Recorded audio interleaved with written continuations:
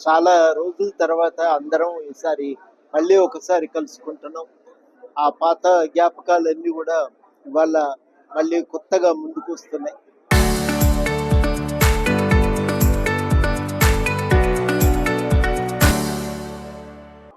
ఇవాళ ప్రభుత్వం కూడా ఒక కమిటీని వేసింది. ఉద్యమకారుల గుర్తింపు కమిటీ అని అంటున్నాం దాన్ని. ఉద్యమకారుల గుర్తింపు కమిటీ ఇది ఆ, ఈ ఉద్యమకారుల గుర్తింపు కమిటీకి కేశవరావు గారు చైర్మన్.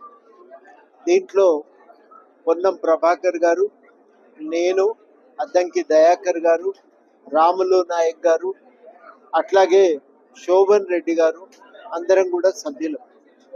ఈ కమిటీకి 3 బాధ్యతలు ప్రభుత్వం అప్పచెప్పింది. మొదటిది ఉద్యమకారులను గుర్తించడానికి ప్రాతిపదిక తయారు చేయాలి, ఉద్యమకారుల జాబితాను తయారు చేయాలి.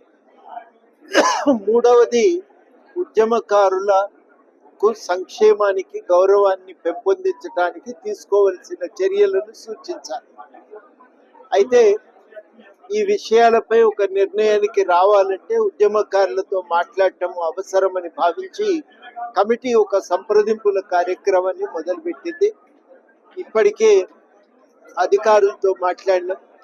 అదేవిధంగా అన్ని రాజకీయ పక్షాలతో కూడా సంప్రదింపులు జరిగినాయి. ఆ తర్వాత విద్యార్థులు, ఉస్మానియా, కాకతీయ, ఇతర యూనివర్సిటీ విద్యార్థులతో సమావేశాలు జరిగినాయి. తర్వాత ట్రేడ్ యూనియన్ ప్రతినిధులతోని, అదేవిధంగా 69 నుంచి 2009 దాకా పనిచేసిన వివిధ సంఘాల నాయకులతోని కూడా సంప్రదింపులు అయ్యాయి. ఆఖరిగా నిన్న శనివారం రోజు తెలంగాణ జేఏసీకి నాయకత్వం వహించిన స్టీరింగ్ కమిటీ సభ్యులతో చర్చలైనాయి. ప్రధానంగా కమిటీ ఉద్యమకారులను సంప్రదించే ఒక నిర్ణయానికి రావాలనే ఆలోచనతో ఉంది. మన మంచిర్యాల జిల్లా స్టీరింగ్ కమిటీతో 16 తారీఖు నాడు హైదరాబాదులోని సెక్రటేరియట్ ఎదురుగా ఉన్న అమరజ్యోతిలో మంచిర్యాల జేఏసీతో సంప్రదింపులు ఉన్నాయి. తప్పనిసరిగా మంచిర్యాల జేఏసీ మిత్రులు ఆ రోజు హాజరై ఉద్యమకారుల సంక్షేమం కోసం తీసుకోవాల్సిన చర్యల గురించి, ఉద్యమకారుల గుర్తింపుకు అనుసరించవలసిన ప్రాతిపదికను వివరించాలని చెప్పి అందరినీ కూడా పేరు పేరున ఆహ్వానిస్తున్నాం. 22 దాకా ఈ సంప్రదింపులు కొనసాగుతాయి. అది ముగిసిన తర్వాత అప్పుడు ఇంకా మహిళలతో కూడా ఉంది సంప్రదింపుల కార్యక్రమం. జర్నలిస్టులు, డాక్టర్లు, అడ్వకేట్లు అందరితో మాట్లాడుతున్నాం.